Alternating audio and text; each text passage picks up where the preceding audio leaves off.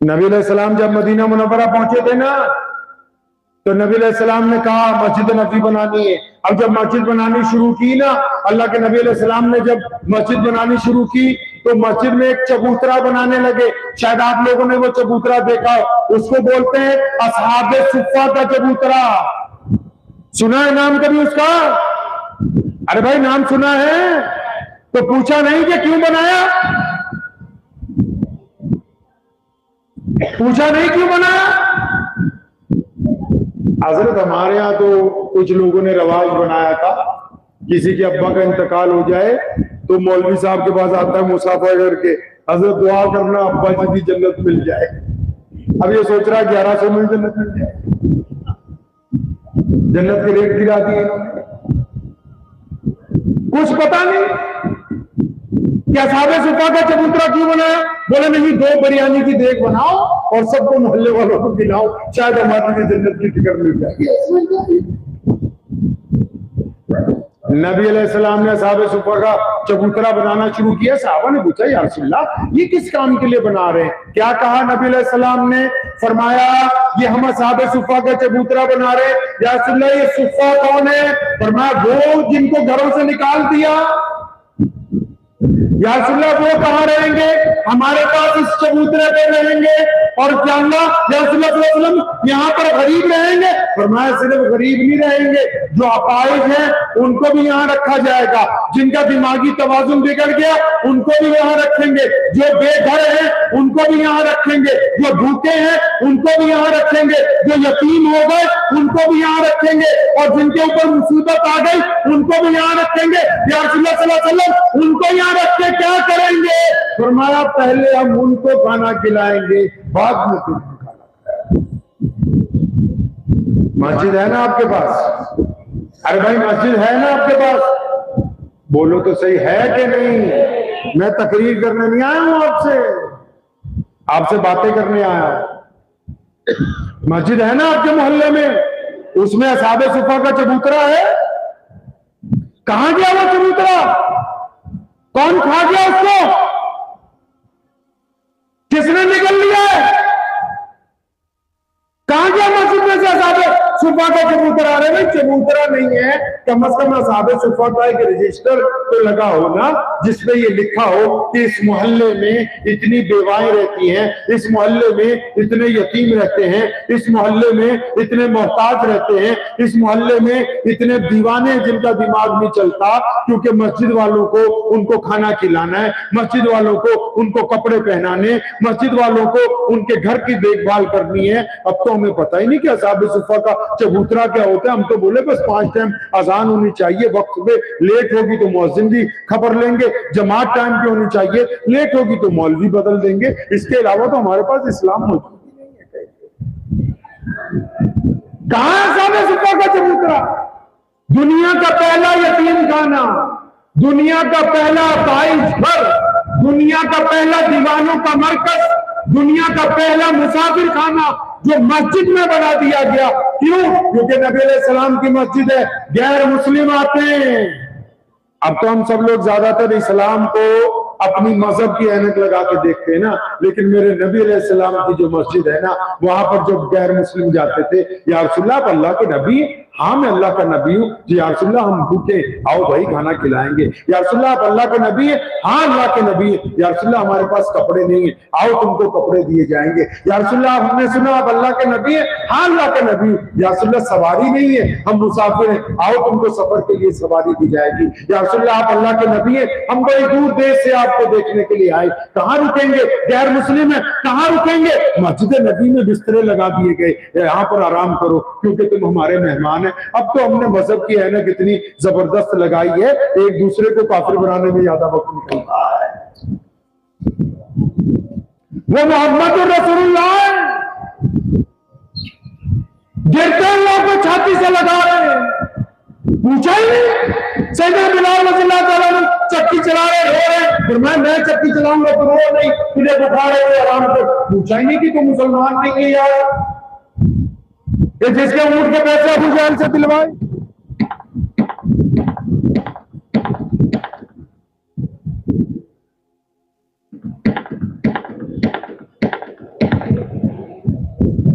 ये जिस बंदे के ऊंट के पैसे अबू जहल से दिलवाए वो भी मुसलमान नहीं। नबी अलैहिस्सलाम ने तो पूरी कायनात के लिए ऐलान कर रखा है कि आओ मैं आलम के लिए रहमत बन के आया हूं। और आज नबी के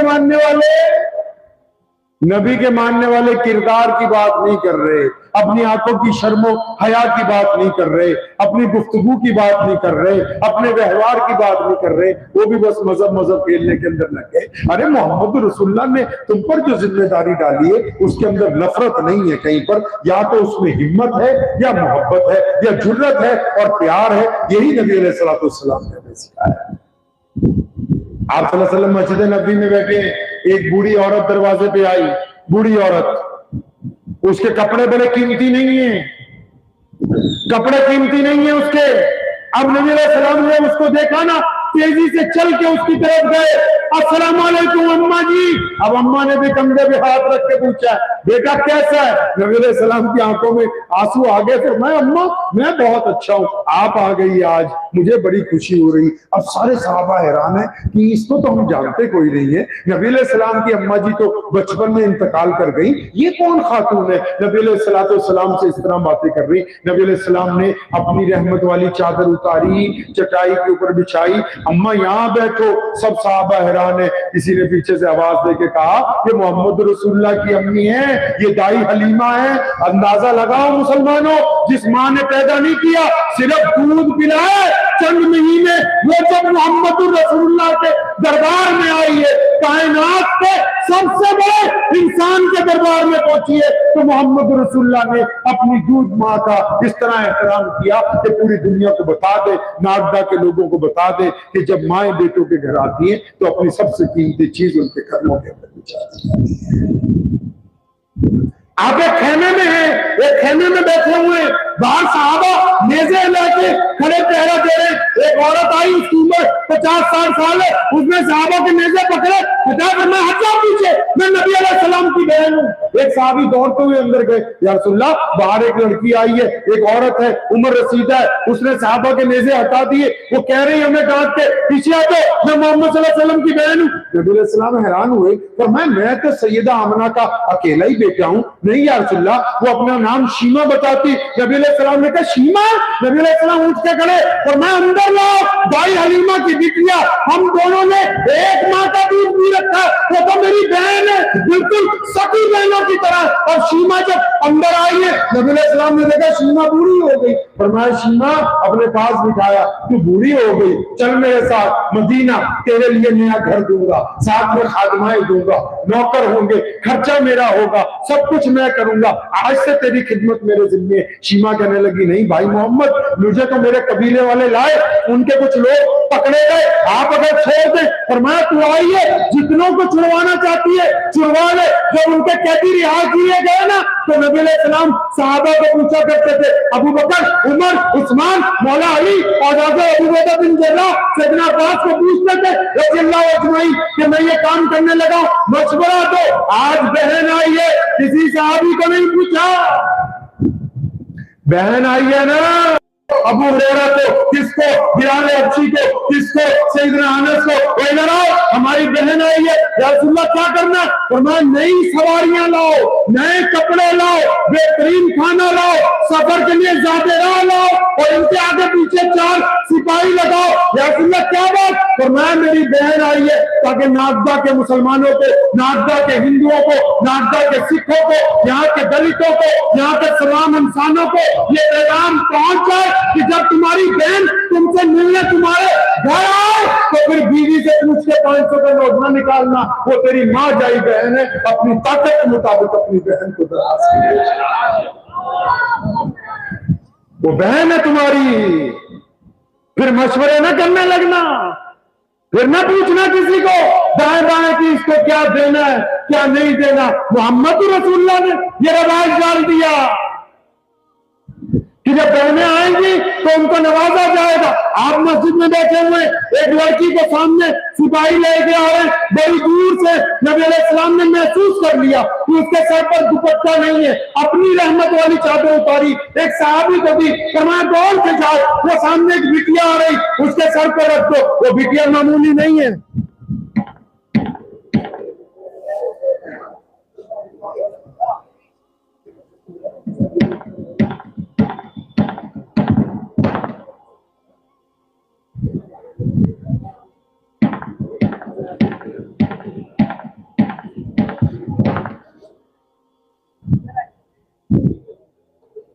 याची गरम पाणी और भाई।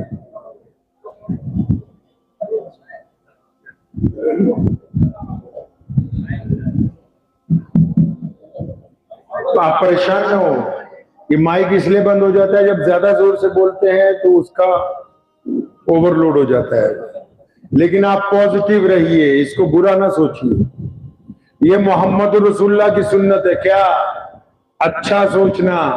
हमारी बीमारी ये है, हम हर काम में उल्टा सोचते हैं। नबी अलैहिस्सलाम क्या चाहते हैं कि आप हर काम में अच्छा सोचें। तो कहां गुफ्तगू चल रही थी हमारी? हाँ, तो नबी अलैहिस्सलाम ने एक सहाबी को चादर दी, फरमाया वो बिटिया आ रही है, उसके सर पे जाके डाल दो ये चादर। वो सहाबी ने एक मशवरा दिया। पता क्या कहा उन्होंने? या रसूलल्लाह, वो जो बिटिया आ रही है ना, दुश्मन की बेटी, वो अपने सिपाहियों के साथ एक जगह लड़ पड़ी थी हमारी फौज से। यहां थोड़ी जगह भी खाली कर दो, इसको हवा लगने दो, थोड़ी सी जगह खाली कर दो।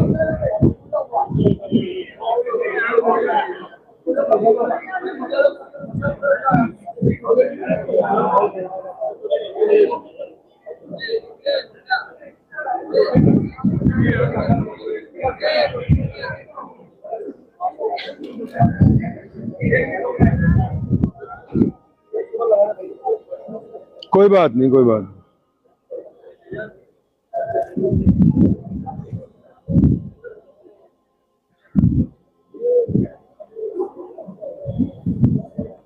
पौने 12 हो गए, खत्म करें अब।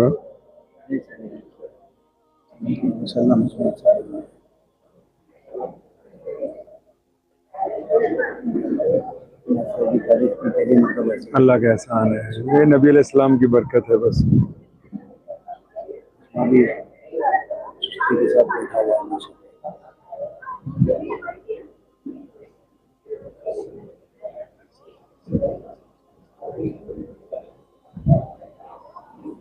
आप बातें ना करें, दुरूशी पढ़ लें जब तक।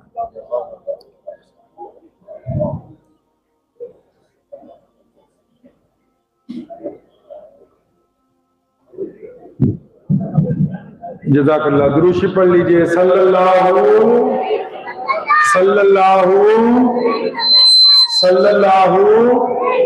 हाँ, तो सहाबी ने कान में कहा, या रसूलुल्लाह सल्लल्लाहु अलैहि वसल्लम, ये आप जो चादर भेज रहे हैं ना अपनी जिसके लिए, वो दुश्मन की बेटी,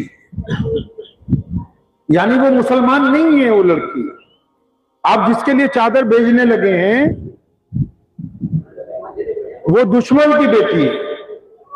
अब जब उस सहाबी की जुबान से ये बात सभी नबी अलैहिस्सलाम ने सुनी तो आप अलैहिस्सलाम नाराज हुए। क्या कहा पता है? क्या कहा? फरमाया, आज तो तुमने ये बात कह दी है, आइंदा नहीं कहना। क्यों? फरमाया, बेटी सिर्फ बेटी होती है, फिर वो अपनी हो या फिर किसी और की हो, बेटी बेटी होती है। सिर्फ बेटियों को बांटा नहीं जा सकता। बेटी मुसलमान की हो, बेटी हिंदू भाई की हो, बेटी सिख की हो, बेटी दलित की हो, जैनी की हो, बेटी बोरे की हो, बेटी बेटी है, बेटी को नहीं बांट सकते। अब नबी अलैहिस्सलाम ने क्या दिया उसको? चादर दी। किसकी चादर है भाई? अरे चादर किसकी है? नबी अलैहिस्सलाम की। कौन से नबी? जो खातिमुन नबिय्यीन है, जिनके बाद कोई नबी आने वाला है नहीं। और ये चादर पता कितनी कीमती है? चादर की कीमत बताऊं आपको। जिस दिन मेराज पे जाना था ना, उम्मे हानी के घर, उस कमरे में नबी अलैहिस्सलाम अकेले आराम कर रहे थे। तो जिब्रील आए नबी अलैहिस्सलाम को लेने के लिए। तो नबी अलैहिस्सलाम आराम कर रहे थे, सो रहे थे। तो जिब्रील ने अल्लाह से पूछा, या अल्लाह, आपका महबूब सो रहा है, आप अगर इजाजत दें तो मैं आवाज दे के इनको उठा दूं। अल्लाह ने कहा, ओ जिब्रील, ठीक है, तू फरिश्तों का सरदार है, लेकिन तू इतना बड़ा नहीं बना कि मोहम्मद रसूलुल्लाह को आवाज देगा। फिर जिब्रील ने हिम्मत की कि अल्लाह, आवाज देने की इजाजत नहीं है, हाथ लगाऊं इनको, हाथ लगा के उठाऊं। अल्लाह ने फिर कहा ठीक है तू रूहुल अमीन है, लेकिन तू इतना बड़ा नहीं बना कि तू अपने हाथ मोहम्मद रसूलुल्लाह सल्लल्लाहु अलैहि वसल्लम के जिस्म को लगाए। जिब्रील हैरान है, या अल्लाह करना क्या है? फरमाया करना क्या है, घूम के मेरे नबी अलैहि सलाम के कदमों की तरफ हो जा। जब वो कदमों की तरफ हो गए, अल्लाह ने फरमाया अपने घुटने जमीन पे लगा। जिब्रील ने घुटने जमीन पे लगाए, फरमाया अपने ठंडे ठंडे होंठ मोहम्मद रसूलुल्लाह के तलवों के साथ लगा दे ताकि उनकी आंख खुल जाए। जिस चादर को जिब्रील बोसा देना इज्जत की बात समझते, वो चादर एक बेटी के लिए बेची जा रही है, और वो बेटी जो मुसलमान नहीं है, ताकि मुसलमानों को बताना क़यामत तक के लिए इंसानों को कि बेटियां बेटियां होती हैं। बेटियों को मजहब के नाम से, बेटियों को धर्म के नाम से, बेटियों को बराबरी के नाम से, रंग के नाम से, कद्दोकाट के नाम से तुम बेटियों को बांट नहीं सकते। मोहम्मद रसूलुल्लाह कह चुके कि बेटी अल्लाह की रहमत है, अब क़यामत तो आ सकती है, ये अल्लाह की रहमत को कोई तब्दील नहीं कर सकता। अब उस बेटी की सुन लो, वो बेटी पता किसकी है? हातिम ताई की बेटी। हातिम ताई पता कौन है? इतना बड़ा बादशाह है, इतने पैसे बांटता है, इतने पैसे बांटता है कि नबी अलैहिस्सलाम फरमाते हैं कि अल्लाह हातिम से राजी थे। आप सल्लल्लाहु अलैहि वसल्लम के आने से पहले हातिम ताई का इंतकाल हो गया था, उसी दौर का बादशाह गुजरा है। तो नबी अलैहिस्सलाम ने फरमाया इतना सखी था, अल्लाह उसकी सखावत से राजी थे, वो इतना गरीबों को बांटता है, उसकी बेटी है। अब वो क्योंकि शहजादी है, वो खुद कहती कि जब मुझे मुसलमानों ने पकड़ा तो मैंने अपने दिमाग में आइडिया लगाया कि नौज़बिल्लाह जब इनके दरबार में जाऊंगी तो मैं ऐसे ऐसे सवाल करूंगी, क्योंकि मैं बादशाह की बेटी हूं तो शायद मेरे सवाल का जवाब ना आए नौज़बिल्लाह। लेकिन वो कहती है कि जब मेरे कंधों पर, मेरे सर पे नबी अलैहि सलाम की रहमत वाली चादर डाली गई ना, तो ज़ारो कतार रोने लगी, और नबी अलैहि सलाम के पास आके उसने कहा कि या रसूलुल्लाह सल्लल्लाहु अलैहि वसल्लम, मैं आपके रब की कसम खा के कहती हूँ, मेरे दिल में था कि आप दुनिया के बादशाह हैं, नहीं, आप तो पूरी कायनात के दिलों को फतेह करने के लिए अल्लाह की तरफ से भेजे गए। अब जब हातिम की बेटी आई है, अंदाजा लगाओ, जब बहन आई है तो इतना कुछ किया, मां आई है तो इतना कुछ किया, तो अब जब बेटी आई है तो बेटी के लिए क्या कुछ ना करते। बेटी ने जो कहा कि या रसूलल्लाह फलां फलां लोग मेरे साथ रिहा होंगे, नबी अलैहि सलाम ने हुक्म जारी कर दिया, बिटिया के लिए भी सवारियां, बिटिया के लिए भी नए कपड़े, और जो अपनी भी बिटिया है ना, सैयदा फातिमातुज़ ज़हरा, अम्मी खदीजतुल कुबरा रज़ी अल्लाह फरमाती, अम्मी आयशा रज़ी अल्लाह तआला फरमाती है कि ऐसा हमने कभी देखा ही नहीं कि नबी अलैहि सलाम के दरबार में, उनके घर में, उनके हुजरे में, उनकी आरामगाह में अगर कभी फातिमातुज़ ज़हरा आई ना, तो नबी अलैहि सलाम हमेशा अपनी बेटी से उठ के मिले हैं, ताकि दुनिया को पता लग जाए बेटियों का एहतराम बाप खड़े होकर किया करते हैं। अब वो बेटी जब वापस गई जब अपने महल में, तो उसका एक भाई है, उसका नाम है अदी बिन हातिम। नाम याद रहेगा भाई, अदी बिन हातिम। तो उसने अपने भाई को कहा, यार अदी, तू इतनी दूर दूर भागता फिर रहा है, मैं मोहम्मद सल्लल्लाहु अलैहि वसल्लम से मिल के आई हूं, खुदा की कसम वो बादशाह नहीं है, वो अल्लाह के सच्चे नबी, तू उनसे जाके मिल। तो अदी ने अपनी बहन को पता क्या कहा? कहने लगा जाऊंगा तो सही, वो लोगों से सुना अपनी इबादत गाह में मिलते, अपनी मस्जिद में मिलते, मैं जिस दिन जाऊंगा उनके घर पे जाके मिलूंगा, उनका महल देखना चाहता हूं, उनका कमरा देखना चाहता हूं, उनके रहने का तरीका देखना चाहता हूं। अब अदी एक दिन अचानक मदीना मुनव्वरा पहुंचे, नबी अलैहिस्सलाम मस्जिद नबवी में बैठे हुए। जब ये मस्जिद में अंदर दाखिल हुए, नबी अलैहिस्सलाम ने जब देखा ना, तो आप सल्लल्लाहु अलैहि वसल्लम ने उसे बुलाया, फरमाया ओए अदी आजा। अब अदी के तो पैरों के नीचे से जमीन निकल गई कि भी मोहम्मद रसूलुल्लाह तो मुझे पहचानते। अदी हैरान। अदी ने जाके सलाम किया, अभी वो बैठी हैं, नबी अलैहिस्सलाम ने उनका हाथ पकड़ा, फरमाया अदी घर चलते हैं, घर चल के बात क्या करते। अब अदी बिन हातिम पे कपकपी तारी हो गई कि नबी अलैहिस्सलाम मेरा नाम भी जानते हैं और मेरे दिल में क्या है ये भी जानते हैं। नबी अलैहिस्सलाम उनको घर पे ले गए। उसने देखा खजूर के तनों से बनाया हुआ घर है, खजूर की छत है, खजूर की चटाई, खजूर का तकिया। नबी अलैहिस्सलाम ने उनको बिठाया पर्दे वाले हिस्से में, उनको खजूरें खाने के लिए दी और दूध पिलाया। अदी के साथ 2-3 बातें हुई और नबी अलैहिस्सलाम ने फिर आखिर में कहा, अदी मुलाकात का वक्त खत्म हो गया, अब आप जा सकते हैं। तो अदी ने नबी अलैहिस्सलाम का हाथ पकड़ा, रोने लगे। फरमाया, या रसूलल्लाह, ये बात सच है कि मैं आपसे मिल के वापस जाने के लिए आया था, लेकिन अब आपसे मिल लिया हूं, अब अभी अभी जो है अपनी मौत तक आपको छोड़ के वापस ले जाएगा।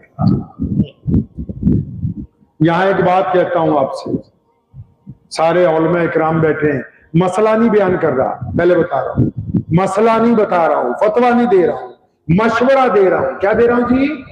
मशवरा। अक्सर आपने बड़ों से सुना होगा, जैसे ये हमारे बड़े बैठे मेरे दोनों तरफ, अगर कोई बच्चा फालतू बात करता है घर में तो बड़े उसको क्या बोलते हैं? भाई औकात में रहो, फालतू बात, समझाते हैं ना। तो एक नबी की क्या शान होती है, एक नबी बता सकता है। नबी की शान कौन बता सकता है? नबी बता सकता है। और जब हमारे नबी मोहम्मद सल्लल्लाहु अलैहि वसल्लम आए तो कोई नबी नहीं था, तो अल्लाह ने कहा कि मैं बताऊंगा मोहम्मद रसूलुल्लाह की शान। कभी ताहा कहा, कभी यासीन कहा, कभी मुदस्सिर कहा, कभी रहमतुल लिल आलमीन कहा, कभी साहिबे खुल्के अजीम कहा, कभी ये कहा कि आपका जिक्र बुलंद कर दिया गया, कभी साहिबे जामे कौसर कहा। तो हर बंदे का एक दायरा होता है। ये पुलिस वाले खड़े ना, इनका एक दायरा है, जिस डिवीजन से आए बस उसी इलाके में मुकदमा दर्ज हो सकता है। एक ऊपर और अफसर होता है, उसके नीचे कई थाने होते हैं, उसका भी एक दायरा है। फिर एक जिले का अफसर है, वो भी जब जिले से बाहर जाएगा तो दूसरे जिले में नहीं कुछ कर सकता, अपने जिले में आएगा तो ताकत। स्टेट का राजा है, स्टेट में है तो राजा है, स्टेट से बाहर गया मेहमान। कोई पूरे मुल्क का बादशाह है, मुल्क के अंदर उसका हुक्म चलता है, मुगल मुल्क से बाहर गया तो मेहमान। हर चीज की एक हद होती है ना, हद होती है ना।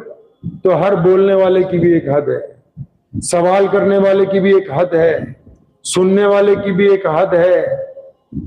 नबी अलैहिस्सलाम के पास क्या इल्म था, क्या है, क्या नहीं है, क्या उनकी शान है, वो किस मर्तबे पे हैं, ना तो कोई इसकी हदबंदी कर सकता है, ना कोई इसको बढ़ा सकता है, ना कोई इसको कम कर सकता है।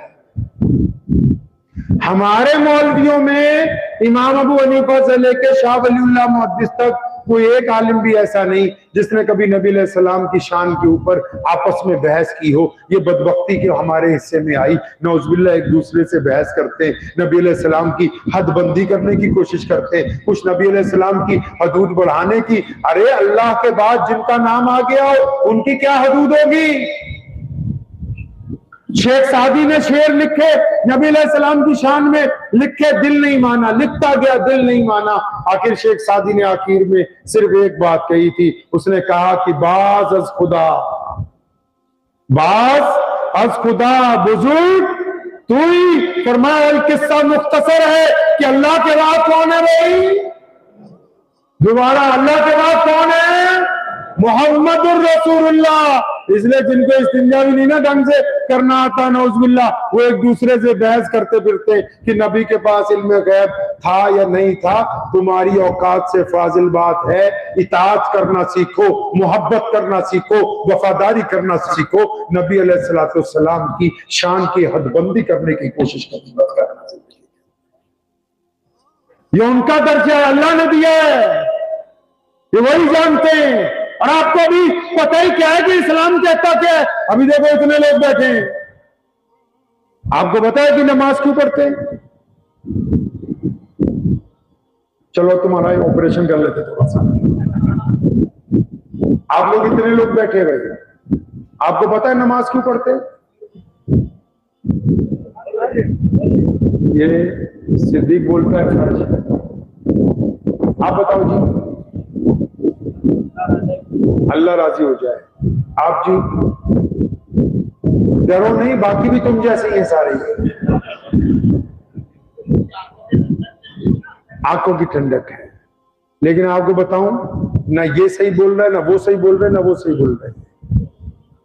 मैंने पूछा नमाज क्यों पढ़ते हैं? एक बात अब सुनो, अभी ये भी नहीं वहां पहुंचे, तुम भी नहीं पहुंचे। आपको मोबाइल कंपनी का चाहिए, किसका चाहिए? किसका चाहिए मोबाइल? देसी मोबाइल खरीदते हो? हमारे पंजाब में कई गांव में ना देसी जुगाड़ का रेड़ा चलता है। मतलब एक इंजन रखते हैं, 4 टायर लगाते हैं, 2 गार्डर रख के, उसको हम जुगाड़ बोलते हैं। तो आप कभी अपने घर के लिए जुगाड़ खरीदने गए? बोले या तो मारुति की कार चाहिए, या टोयोटा की चाहिए, ऑडी की चाहिए, है जी। बोले देसी जुगाड़ नहीं चाहिए। एसी खरीदना हो तो अभी अगर यहां कोई नागदा में बोले कि मैं अपने घर में देसी एसी तैयार कर रहा हूं, तो बोलोगे नहीं यार, इस देसी एसी पे 20,000 नहीं खराब करेंगे, हम कंपनी का 50,000 का लाएंगे। सही है नहीं? वो भी छोड़ो, अगर आपका बच्चा बीमार हो जाए तो आप बोलते हो, उसकी मां बोलती है, दादी बोलती है, अच्छे डॉक्टर को दिखाना है, एमडी को दिखाना है, एमबीबीएस डॉक्टर को। बोले मोहल्ले वाले डॉक्टर को नहीं, ये बीमारी बड़ी लग रही है, अच्छे डॉक्टर को दिखाओ। तो आपको मोबाइल भी कंपनी का चाहिए, डॉक्टर भी एमबीबीएस चाहिए, घर में एसी भी कंपनी का, फ्रिज भी कंपनी का, और दीन इस्लाम केला बेचने वाला भी फतवा दे रहा है। डॉक्टर भी अपने आप को शेखुल हदीस बता रहा है। इंजीनियर कहता है मैं ही मुफ्ती बन गया हूं, और मस्जिद का प्रधान बोलता है मुझको तो शेखुल हदीस के बराबर समझो। ट्रस्टी कहते हैं कि हमें तो कम से कम मौलवी तो समझ ही लो। जिसको इस्तिंजा भी नहीं करना आता, मतलब ये कि आप दीन जो है क्वालिटी का नहीं चाहते। आपसे मैं पूछ रहा हूं नमाज क्यों पढ़नी, आपको इतनी सी बात नहीं पता। क्यों? क्योंकि ये जो ब्रांड मेरे पास इस वक्त मौजूद है, आप अपने ब्रांड के पास दीन सीखने के लिए नहीं जाते हैं, आप एक दूसरे की मुखालफत करने के लिए ब्रांड के पास जाते हैं। एक दफा मुझे कलम मिला हुकूमत में वक्फ बोर्ड का, तो मैंने मौलवियों की फाइल मंगाई। पता लगा कि मुफ्ती की तनख्वाह 12,000 है, आलिम की 1000 है, हाफिज की 7500 है। तो मैंने बोला इसको सीधा 50। अब जब ये बात मीटिंग में रखी तो जो दुनियादार मेंबरान थे वो सारी मेरे से उलझ गए। कहने लगा यार तू भी मौलवी है, तू तो मौलवियों के पीछे लग गया, तो इनको इतने ज्यादा पैसे नहीं चाहिए। तो मेरे एक दोस्त हैं, वो मेरे साथ उन दिनों में वक्फ बोर्ड में थे, मेंबर थे। तो मैंने उनको बोला तुम तनख्वाह को छोड़ो, तुमने आज जूते कितने अच्छे पहने हैं, बहुत स्टाइल के लग रहे हैं।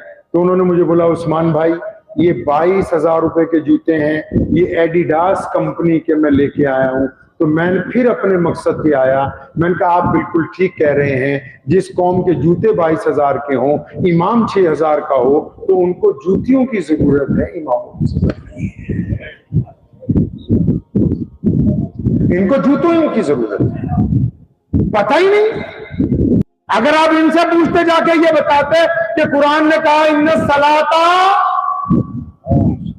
कि नमाज फर्ज कर दी गई, क्यों?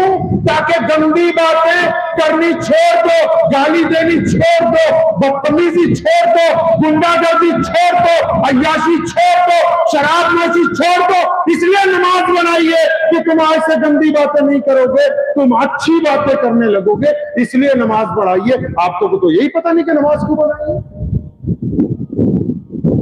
अब अगर ब्रांड के पास जाते ना जी, तो ये बात पता होती है आपको। आप मुझे कहते कि मौलाना कुरान में लिखा है कि नमाज इसलिए है कि हम गंदी बातें करनी छोड़ दें, हम अच्छी बातें करें। लेकिन कुरान तो मुर्दे बख्शवाने के लिए रख लिया है भाई, है जी। अब जो मुर्दा आप हमसे बख्शवाते भी हो ना, जो मदरसे के बच्चे हैं उनकी बुराई नहीं कर रहा, उनका कोई कसूर नहीं हो जाते। वो एक बच्चा जाके देख लेता है कि मुर्गे की बिरयानी बन रही कि बकरे की बन रही है, वो फिर बता देते हैं भैया मुर्गे वाले ही हैं, जल्दी जल्दी पढ़ के खत्म कर दो इनका।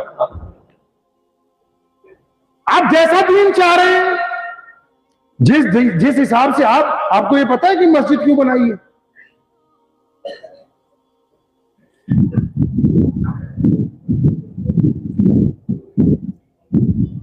अंदाजा लगाओ हम उस दीन को कहां छोड़ा है जो नबी अलैहिस्सलाम ने अता किया।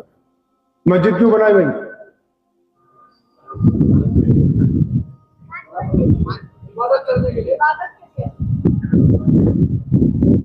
तीन चार हो गए और इनसे पूछते कि मौलाना नबी अलैहिस्सलाम ने मस्जिद क्यों बनाई, या रसूलुल्लाह सल्लल्लाहु अलैहि वसल्लम मस्जिद क्यों बनाई? तो ये उलमा आपको हदीस पढ़ के बताते कि नबी अलैहिस्सलाम ने मस्जिद बनाई है वो इसलिए, आप कहते हैं नमाज के लिए, मैं कहता हूँ नमाज के लिए नहीं बनाई। नमाज फजर जोहर असर मगरिब इशा घर में भी पढ़ सकते थे, लेकिन मस्जिद इसलिए बनाई ताकि नबी अलैहिस्सलाम ने फरमाया जमात के साथ नमाज पढ़ो। फिर पूछते हैं या रसूलुल्लाह सल्लल्लाहु अलैहि वसल्लम जमात से नमाज कैसे पढ़नी? अल्लाह के नबी फरमाते कंधे से कंधा जोड़ के पढ़नी है। पूछा या रसूलुल्लाह सल्लल्लाहु अलैहि वसल्लम कंधे से कंधा जोड़ने से क्या होगा? फरमाया तुम्हारे दिल आपस में फजर में अब्दुर्रहमान नहीं आया, जोहर में नहीं आया, असर में नहीं आया, मगरिब में नहीं आया, तो ईशा में अब्दुर्रहमान के नमाजी दोस्त पूछते मौलाना आज अब्दुर्रहमान नहीं आया, चलो उसके घर चलते हैं, अगर दुख दर्द में होगा दुख दर्द बांटेंगे, परेशानी में होगा परेशानी बांटेंगे, मुसीबत में होगा मुसीबत बांटेंगे। तो मस्जिद तो इसलिए बनाई थी कि एक खूबसूरत सामाजिक व्यवस्था वहां से जन्म लेगी, वो इकट्ठे होकर जो लोग नमाज पढ़ेंगे वो अल्लाह की रहमत बन जाएंगे, जो इकट्ठे होकर नमाज पढ़ेंगे उनके दिल आपस में मिल जाएंगे, जो इकट्ठे होकर नमाज पढ़ेंगे वो भाइयों की तरह मोहब्बत करेंगे। अब तो मस्जिद में हम लोग एक दूसरे से लड़ रहे हैं, इसका मतलब मस्जिद में दरो दीवार तो है, मस्जिद अपने हुक्म के ऊपर। सिर्फ मस्जिद इसलिए नहीं बनाई कि पंचगाना नमाज पढ़ने की, इसलिए बनाई क्योंकि मेरे नबी अलैहिस्सलाम की मस्जिद में लोग खाना मांगने आते थे, खाना मिलता था, लोग कपड़े मांगने आते थे, कपड़े मिलते थे, लोग सवारी मांगने आते थे, सवारी मिलती थी, लोग रात गुजारने आते थे, रात गुजारने का इंतजाम किया जाता था। मस्जिद इसलिए बना दी थी कि एक माँ की तरह ये अपने आस पड़ोस का ख्याल रखेगी, एक माँ की तरह सब बच्चों को बराबरी का दर्जा देगी। हमारी मस्जिद में तो कोई इंतजाम ही नहीं है, अगर कोई मुसलमान आ जाए, कोई गैर मुस्लिम आ जाए, अपना दुख रखे, तकलीफ रखे, बोले ये तो नमाज पढ़ने की जगह है, यहां तुम्हारी सुनने वाला कोई नहीं, आपको सिर्फ नमाज पढ़ने के लिए भेजा। नमाज इसलिए फर्ज की है कि तुम नमाज की ताकत से अच्छे बन जाओ, नमाज की ताकत से मोहब्बत बिछेड़ो, नमाज की ताकत से किरदार हो, इखलाक हो। अब तो ना वो नमाज बाकी है ना वो मस्जिद बाकी है। आपको पता है कि ज़कात कैसे बांटते हैं? अरे आपको पता है ज़कात कैसे बांटते हैं? भाई आपको पता है? मैंने अपने साथियों से कहा, जब हम वहां से चले तब भी मैं इनको कह रहा था, मैंने कहा हमको ये भी पूछना चाहिए सीरत के अंदर जाके, क्या मेहमान के ऊपर फूल फेंकने चाहिए? क्या फजूल खर्ची करनी चाहिए? आपकी मोहब्बत पे नहीं मैं कुछ कह रहा हूं, मतलब यह है कि हमारी जिंदगी के जितने काम हो वो नबी अलैहिस्सलाम की गाइडलाइन में होने चाहिए। हम अपनी खोपड़ी ना लगाएं भाई, मस्जिद में अपनी खोपड़ी लगा रहे हैं, एसी होना चाहिए, कालीन होने चाहिए। नबी अलैहिस्सलाम से भी पूछ लें या रसूलुल्लाह मस्जिद में क्या चाहिए। उन्होंने खुशी का इजहार किया रोशनी करने पे कि मस्जिद में रोशनी कर दी, एक साहबी ने खुशी का इजहार किया, मस्जिद की सफाई सुथराई पर खुशी का इजहार किया, लेकिन मस्जिद में सैयदना उस्मान रज़ियल्लाहु ताला अन्हु की तरफ से गरीबों को खाना खिलाने पर ज्यादा खुशी का इजहार किया, मोहताजों की जरूरत पूरी करने पर ज्यादा खुशी का इजहार किया। सैयदना अबू बकर सिद्दीक को बोला ज़कात इकट्ठी करके लाओ, या रसूलुल्लाह कहां? फरमाया मस्जिद में। या रसूलुल्लाह क्या करेंगे? फरमाया पहले जो करीब के लोग हैं ना, मुअज्जिन भूखा मर रहा, इमाम के पास अपना मकान नहीं, पड़ोसी की छत गिरी हुई है, सामने कोई बेवा पर तड़प रही है, रह रही है, उसके बच्चों के पास फीस नहीं है, और ये चौधरी साहब ज़कात 1000 किलोमीटर दे रहे, बोले हम तो बहुत बड़ा दीन का काम कर रहे हैं। अरे दीन का काम तब होगा जब नबी अलैहिस्सलाम की सुन्नत के मुताबिक अदा किया जाए। पैरवी इख्तियार करनी है मोहम्मद रसूलुल्लाह सल्लल्लाहु अलैहि वसल्लम की। अगर उनसे वफादारी नहीं होगी, आपको पता है जिस दिन मक्कातुल मुकर्रमा फतेह किया गया, नबी अलैहिस्सलाम बैतुल्लाह में दाखिल हुए, वही उस्मान बिन तला जिससे चाबी मांगी थी, फरमाया ले आओ उस्मान बिन तला को। उस्मान बिन तला कांपता हुआ आया, चाबी उससे ली, बैतुल्लाह को खोला, साफ किया गया, दो नफिल जब नमाज पढ़ी, जब बैतुल्लाह से निकले ताला लगाया, कहा उस्मान बिन तला। उस्मान बिन तला कहते हैं मुझे यकीन था कि मेरी गर्दन उतार दी जाएगी, क्योंकि मैंने उस दिन चाबी नहीं दी थी। आज जब मैं आगे पहुंचा हूं, नबी अलैहिस्सलाम ने मुझे करीब बुलाया, फरमाया उसी बिन तला ये चाबी रख ले, अब क़यामत तक तेरे पास रहेगी। आज हम तुझको दे रहे, उस दिन तूने हमको नहीं दी थी। उस्मान बिन तला कहते हैं चाबी नहीं मेरे पास आई, कलमा ला इलाहा इल्लल्लाह मुहम्मद रसूलुल्लाह। वक्त भी बहुत हो गया है, आइंदा बातें फिर होंगी इंशाअल्लाह। लेकिन एक सवाल है छोटा सा आप सबसे, आप सबको बड़ी फिक्र है कि जी मुसलमान क्या करें, मुसलमानों का क्या हो रहा है जी। एक दफा अपने दिल पे हाथ रख के ये सोच के बताइए कि आप बजात खुद पर्सनली कैसे मुसलमान हैं। क़यामत वाले दिन मौलवियों को नहीं पकड़ना हम पहले कि तुमने इस्लाम की तबलीग की थी, नहीं, सबको ही पकड़ना एक लाइन से। कैसे? आपने कभी इस्लाम की फोटो देखी भाई? बोलो नहीं देखी। फतवा देने में तो माहिर हूं माशाल्लाह। यहां तो सारे ही फतवा दे रहे हैं, इंजीनियर भी फतवा दे रहे, बिरयानी बनाने वाले भी फतवा दे रहे। कुछ ख्याल ही नहीं कि भी उलमा के पास जाके पूछना। एक फोटो खींचिए अपनी। किसकी फोटो खींचनी है? किसकी? जोर से बोलिए किसकी? सब भाई बहन बेटे बेटियां जो बैठे हुए अपनी एक अच्छी सी फोटो खींचे। आज ही खींच लेना रात को, अपने बिस्तर पे जाके उस फोटो को ध्यान से देखना है। अगर उस फोटो में कोई ठग नजर आ रहा है तो आप रसूलुल्लाह सल्लल्लाहु अलैहि वसल्लम के मुजरिम हैं। अगर उस फोटो में कोई बेईमान नजर आ रहा है तब भी आप अल्लाह और उसके रसूल के मुजरिम। अगर उस फोटो में कोई शराबी नजर आ रहा है तब भी आप दीन के मुखालिफ। अगर उस फोटो में किसी की बेटी पर जिना की निगाह रखने वाला नजर आ रहा है तब भी आप अल्लाह और उसके रसूल सल्लल्लाहु अलैहि वसल्लम। क्यों?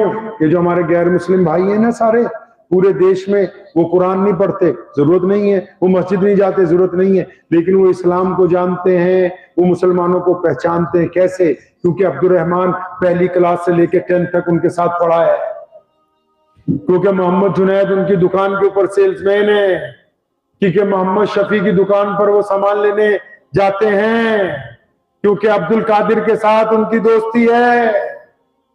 समझे? तो वो इस्लाम को किसमें देखते हैं? वो इस्लाम को आपके किरदार में देखते हैं। अब ये फैसला आपने करना है कि इस्लाम अच्छा मजहब है गैरों के नजदीक या बुरा मजहब है, या आपका किरदार फैसला करेगा। ये जो हमने नया ट्रेंड चलाया है ना, परसों में कश्मीर में भी क्या क्या है, जो नया ट्रेंड चलाया कि इस्लाम पर सवालात करो, मौलवियों से जवाब लो। किसी मुसलमान को कोई हक नहीं पहुंचता कि वो किंतु परिंतु करे। गैरों को हक है कि वो हमसे सवाल करें, हमारे पास उनका जवाब है। मुसलमानों के लिए हुक्म है कि वो मोहम्मद रसूलुल्लाह की बिना चूं चरा पैरवी इख्तियार करेंगे, इताअत करेंगे, फर्मा बरदारी करेंगे। अगर आप चूं चरा करेंगे तो उसको बगावत कहा जाता है और बागियों का किसी दिन के अंदर आपको नहीं हक पहुंचता है। गैरों को हो सकता है, वो भी उनको जिनको कुछ हमसे सवाल करने। ये जो नया ट्रेंड चला ना जी कि यूट्यूब पे फला सवाल, अरे जिन्होंने इताअत, अब एक बेटा बाप से पूछेगा कि तू मेरा बाप है कि नहीं, एक बेटी मां से पूछेगी, एक नौकर मालिक से पूछेगा कि तू दुकान कैसे चला रहा है। एक मुलाजिम हुकूमत से पूछेगा कि तुम हुकूमत कैसे चलाओगे? नहीं, दुनिया के तमाम सिस्टम, ये जो आम सिस्टम है, घरों के, बाजार के, दुकान के, हुकूमत के, उनमें भी क्या है? इताअत है कि भैया जो नौकरी ज्वाइन कर ली है बस हुक्म मानना है। अब जिन्होंने मोहम्मद रसूलुल्लाह सल्लल्लाहु अलैहि वसल्लम को अल्लाह का आखिरी रसूल मान लिया, जो अल्लाह पर ईमान रखते हैं, उनका काम है नबी अलैहिस्सलाम के हुक्म की तामील करना, हुक्म की तामील करनी है, चू चरा नहीं करनी। और जो जिस मसलक पर चल रहा है वो उसी मसलक से हुक्म की तामील करे। अगर आप इस चक्कर में लग गए कि फलां का मसलक खराब है, फलां इमाम के पीछे है, तो सारी जिंदगी आपस में उलझते रहोगे। अल्लाह ने तुमसे ये नहीं पूछना कि किस पर तनकीद की थी, अल्लाह ये नहीं पूछने वाले कि किसकी बुराई की थी, वो ये जरूर पूछेंगे कि तेरे दरवाजे पर एक बंदा आया था, उसने मेरा नाम लेके तुझसे मांगा था, तूने उसको खाना खिलाया था कि नहीं खिलाया था? मुअज्जिन ने तुझे पुकारा था, तूने नमाज पढ़ी थी ना नहीं पढ़ी थी? हमने तुझको बिटिया दी थी तेरे घर में, तूने उसका एहतराम किया था ना किया था? हमने तेरे घर में तुझे माँ और बाप दिए, एक तो जन्नत बनाया, दूसरे को जन्नत का दरवाजा बनाया, क्या तुमने उनका इकराम किया कि नहीं किया? और फिर ये भी पूछ लेंगे कि हमने तुझे एक बीवी दी थी, और उस बीवी को पूछेंगे तुझे शौहर दिया था। कौन सा रिश्ता है ये मियां बीवी का कौन सा रिश्ता है? जब ये दुनिया बनी ना कुरान के मुताबिक, आदम अलैहिस्सलाम को जब पैदा किया ना, जन्नत ने भेजा, अब्बा जी उदास रहते थे, अचानक एक दिन अम्मा हव्वा को अल्लाह ताला ने उनकी पसली से पैदा कर दिया। अब आदम को जब होश आई, अम्मा हव्वा दुनिया की सबसे खूबसूरत औरत थी, दुनिया में अब तक जितनी औरतें आई सबसे ज्यादा खूबसूरत हम सबकी माँ थी, मुकम्मल लिबास में अल्लाह ने उनको वजूद अता किया। अब आदम ने जब उनकी तरफ देखा ना, तो जब आकर्षित हुए तो पूछा, या अल्लाह ये कौन है? ये नहीं कहा कि तुम दोनों माँ बाप हो, ये नहीं कहा कि भाई बहन हो, ये नहीं कहा सास ससुर हो, ये नहीं कहा दादा दादी हो, और मैं आदम ये तुम्हारी बीवी है।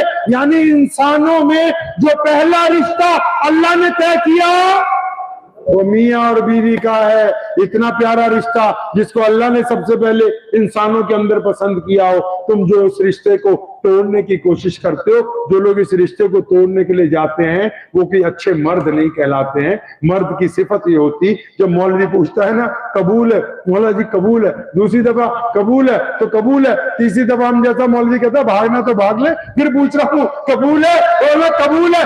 अब जब 3 दफा कह दिया, अब तूफान आए, आंधी आए, बीमारी आए, भूख आए, परेशानी आए, दुख आए, मुसीबत आए, दुनिया इधर से उधर हो जाए, अगर अल्लाह के हुजूर वादा कर लिया है तो उस वादे को निभाना ही सबसे बड़ी मर्दानगी है। कोई बहुत बड़ा अगर उज़र हो जाए, बहुत सारे लोग उसमें शामिल हो जाएं, तो उस मजबूरी को तो देख सकते हैं, लेकिन नबी ने यहां भी फरमाया कि तलाक हलाल तो है, लेकिन अल्लाह और उसके रसूल को पसंद नहीं है।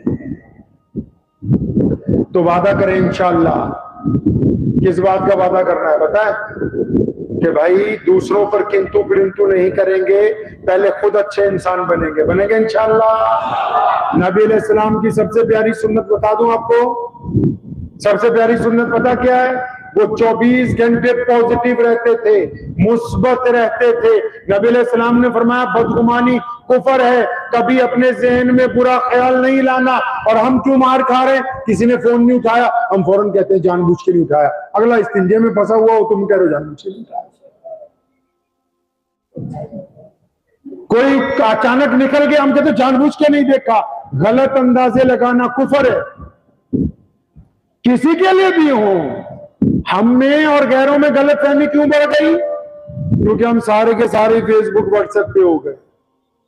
मुल्क देखो कितना खूबसूरत है, यही नागदा देखो। आज जब हम आए, अभी महतपुर में थे, कितने हिंदू सिख भाइयों की दुकानों के आगे से निकले, उन्होंने हमें सलाम किया, हमने उनको सलाम किया। वो हमारी तरफ मुस्कुरा के देख रहे थे, हम उनकी तरफ मुस्कुरा के देख रहे थे। अगर व्हाट्सएप पे जाओगे उसपे तो नफरत भरी हुई है, फेसबुक पे जाओगे नफरत भरी हुई है। अगर किसी दुकान पे जाओगे तो एक हिंदू भाई की दुकान पर एक मुसलमान भी, एक सिख भी, एक जैनी भी, एक बौद्धी भी इकट्ठे होकर जलेबियां खरीद रहे हैं और मिठाइयां खा रहे हैं। अगर जमीन पर चलोगे तो हकीकत सामने आएगी, अगर झूठ का मोबाइल लेके चलोगे फिर हकीकत की दुनिया से बाहर निकलने वाले। मौलाना ने कहा ना कि तुम्हारा इमाम अभी मस्जिद में इमाम जिंदा है, तुम मसले यूट्यूब के ऊपर जाके पूछ रहा है। औलमा को भी कहता हूं, एक बात मैं कहा करता हूं, मेरे अब्बू जान ने मुझे सिखाई थी, आपकी गोशगुजार भी करता हूं। मुझे उन्होंने एक दफा तरबियत के लिए जो बातें समझाई, उनमें एक बात ये कही, बेटा अगर कोई फोन पर फतवा पूछे तुमने मना कर देना है। मैंने पूछा अब्बू जी क्यों मना करना है? फरमाते थे तुम मुकल्लफ नहीं हो फतवा देने के। क्यों मुकल्लफ नहीं है? फरमाते थे वो बंदा फतवा देगा जो फतवा मांगने वाले को जानता हो कि मांगने वाला कौन है, ईमानदार है कि ठग है, बेईमान है या अच्छा है। क्योंकि जो 200 किलोमीटर से फतवा मांग रहा है वो अपने सवाल अपने मिजाज के मुताबिक मांग रहा है। अगर अपनी मस्जिद के पास, अपनी मस्जिद के मुफ्ती के पास, अपनी मस्जिद के इमाम से फतवा लेने जाएगा ना, उसे पता होगा ये सूदखोर है, उसे पता होगा ये बेईमान है, उसे पता होगा इसने अपनी बहन का हक मार रखा है, वो समझ जाएगा किसके खिलाफ फतवा मांग रहा है। वो सही बात बताएगा। जो 200 किलोमीटर से मांग रहा है वो अपने मिजाज के मुताबिक दीन को चलाना चाहता है। तो पहले हमको क्या करना है? अपनी ज़हनियत को पॉजिटिव करना है। करेंगे इंशाअल्लाह, करेंगे इंशाअल्लाह। और कहां से दीन शुरू करना है भाई? दीन कहां से शुरू करना है? अपने घर से। कहां से? जोर से, कहां से शुरू करना है? अपने घर से। अच्छा, घर में कहां से शुरू करोगे? अम्मी से कि अब्बू से? भाई तुम बताओ यार, किससे शुरू करें? अम्मी से दीन शुरू करेंगे, अब्बू से शुरू करेंगे? अब्बू से। मैं एक जगह एक जलसे में गया, सुनो तो सही। तो मैंने उनको बोला भाई तुम्हारे घर में एक बंदा बहुत खराब है।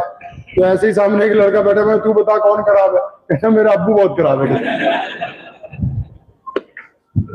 अच्छा, एक जगह और जाना हुआ, हमारे यहाँ राजपुरा एक जगह है पंजाब में, तो वहां तो हम लोग पंजाबी में बातें करते हैं। तो मैंने कहा भाई घर से तबलीग शुरू करनी है। तो आगे एक नौजवान बैठा था बिल्कुल सूटेड बूटेड। तो मैं कहा तू दासो कितों शुरू करिए? अच्छा, उसकी नई नई शादी हुई थी। कहता जी अपनी बीवी तो शुरू करूंगा। अब मैंने हजरत उसको कहा कि तू खुद भी पिटेगा, हमें भी पिटवाया था। एक बंदे की शादी होगी बड़े अमीर घर में, बहुत अमीर घर में शादी हुई। हज़रत उमर रज़ी अल्लाह तआला अन्हु खलीफा थे। अब वो इतने अमीर घर में शादी हुई कि उसकी बीवी रोज उसको डांट देती थी। दो तंग आ गया। एक दिन अपनी बीवी को कहने लगा मैं तेरी शिकायत मुसलमानों के खलीफा से करूंगा जाके। ऊंट उठाया, मदीने की तरफ चल पड़ा। करीब की किसी बस्ती में होगा। जब मदीना मुनव्वरा पहुंचा, दोपहर का टाइम था, दोपहर को तो मुलाकात होती नहीं। अब मस्जिद नबी में गया, हज़रत उमर रज़ी अल्लाह अन्हु ने पीए को पूछा खलीफा कहाँ है? बोले घर चले गए। तो कब मिलेंगे? बोले शाम को। बोले टाइम नहीं है, घर बताओ कहाँ है? कहते घर फला मोहल्ले में। अब वो घर पहुंच के जब उसने दरवाजा खटखटाया तो हजरत उमर रज़ियल्लाहु ताला अन्हु को उसने आवाज दी कि या अमीरुल मोमिनीन। तो अंदर से हजरत उमर की बीवी की आवाज सुनाई दी उसको। वो हजरत उमर को कह रही है ये पतंदर पीछे ही आ गए, तुझे कोई काम नहीं सिवाय इनके, 24 घंटे इनकी नौकरी करता रहता है। तू क्यों आया मस्जिद से? नहीं रहता। अब ये बड़ा परेशान हुआ कि मैं तो अपनी बीवी की शिकायत करने आया था या खलीफा साहब को डांट पड़ा। अब हज़रत उमर रज़ियल्लाहु अन्हु मुस्कुराए। अल्लाह के नबी सल्लल्लाहु अलैहि वसल्लम के पसंदीदा साहबी है ना। 1,24,000 साहबी नबी अलैहि सलाम के मुरीद हैं। अकेले उमर बिन खत्ताब नबी अलैहि सलाम की मुराद हैं, अल्लाह से मांग के लिया है। 1,24,000 मुरीद, अकेले उमर बिन खत्ताब अल्लाह की मुराद है, रसूलुल्लाह की। अब अपनी बीवियों को कहा, वो भी साहबिया थी, नबी अलैहिस्सलाम की चहेती साहबी है। फरमाया अच्छा मुझे सुन तो लेने दे। फरमाया हाँ जा सुन ले। अब जब हज़रत उमर बाहर निकले, दरवाजा खोला तो बंदा वापस जा रहा भागता हुआ। अब उसको आवाज दिए भाई रुक जा, बता क्या बात है। वो बता क्या कहता, दूर से क्या कहता है? कहने लगा मेरे हालात तेरे से अच्छे। मतलब मेहमानों के सामने तो कम से कम। तो हज़रत उमर रज़ियल्लाहु अन्हु ने उसे बुलाया, इधर आ। करीब आया, कंधे पकड़े। फरमाया बेटा ये जो बीवी होती है ना, ये अपने सारे खानदान को छोड़ के आती है तेरे पास। ना इसकी माँ साथ में है, ना इसका बाप, ना इसका भाई, ना बचपन की सहेलियां, ना करीब के पड़ोसी। ये सबको छोड़ के अकेली आई है तेरे साथ। इसके पास उस खानदान में कुल अकेला तू ही बचा है, जिसको अपना दुख भी सुनाना है, दर्द भी सुनाना है, लड़ना भी है, सुलह भी करनी है, मोहब्बत भी करनी है। और ये तेरी गैर मौजूदगी में तेरे बिस्तर की हिफाजत करती है। और तेरी गैर मौजूदगी में तेरे माँ बाप की खिदमत करती है, तेरी गैर मौजूदगी के अंदर तेरे बच्चों की परवरिश करती है। अगर ये कुछ लफ्ज नाराजगी के इजहार भी कर दे और तू उसको जब्त कर ले, तो फिर अल्लाह तबारक व तआला इसका भी तुझे बेहतरीन अजर अता फरमाएगा। अब ये किस्सा ना जब मैंने एक जगह तकरीर में सुनाया, तो हमारे यहाँ एक डॉक्टर साहब हैं, आजकल बीमार है, दुआ करें अल्लाह उनको शिफा अता फरमाए। तो उनकी बीवी ने उसे कहा कि देखो मौलाना साहब औरतों के हक की बात करते हैं, अब तो तुम मेरी डांट सुनते रहा करो। अब उन्होंने मुझे जब ये बात बताई तो मैंने एक और तकरीर में उनका नाम ले दिया। अब वो लाइव सुन रहे थे तो उसने फिर उनको पकड़ लिया कि तूने क्या मेरा नाम कैसे बता दिया सबको। तो ये बात आपको इसलिए सुनाई कि घर में तरबियत एक बंदे से शुरू करनी है, वो बंदा कोई और नहीं है, वो आप खुद है। जो मेरी बहनें माएं सुन रही हैं वो भी सुन लें, वो कोई और नहीं, आप खुद हैं। आप चाहेंगे तो घर का माहौल अच्छा हो जाएगा, आप चाहेंगे तो तलखी नहीं होगी, आप चाहेंगे तो लड़ाई नहीं होगी। आप जब्त अगर करेंगे तो नाराजगियां दूर हो जाएंगी। आप हिम्मत और सब्र का अगर मुजाहरा करेंगे तो दिलों के अंदर से हसद और नफरत खत्म हो जाएगी। अभी आपकी मर्जी, आपने घर को जन्नत बनाना है कि जहन्नुम बनाना है। हाँ, फिर जब आप घर अच्छा कर लेंगे ना, अच्छा बंदा कौन है? जो घर में अच्छा है। अच्छा कौन है भाई?